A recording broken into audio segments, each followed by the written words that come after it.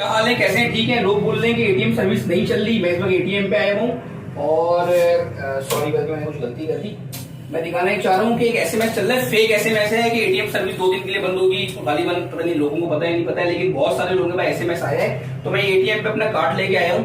सही है, बैंक अल हबीब का एटीएम है, लेकिन ये एचबीएल बैंक है और मैं ये बैंक अल हबीब का कार्ड अंदर डाल रहा हूँ और आपको दिखाता हूँ सर्विस चल रही है नहीं चल रही। जरा इस पर देखिएगा।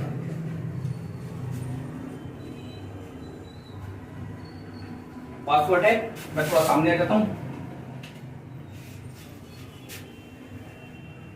सही है। अभी छोटा मोटा अमाउंट निकाल लेता हूँ। ये मैं 1000 पे कर रहा हूँ। नो, सही है। अब देखते हैं कि एटीएम सर्विस चल रही नहीं चल रही, क्योंकि 2 दिन से ना काफी पैनिक हुआ है कि भाई एटीएम नहीं चल रहा और मसला है। बराए मेहरबानी अपना कार्ड रिचार्ज कीजिए। अच्छा, बल्कि नहीं चल गया, मैंने कहा रिचार्ज कीजिए, पैसे तो अच्छे खासी। ये देखिए चल गया।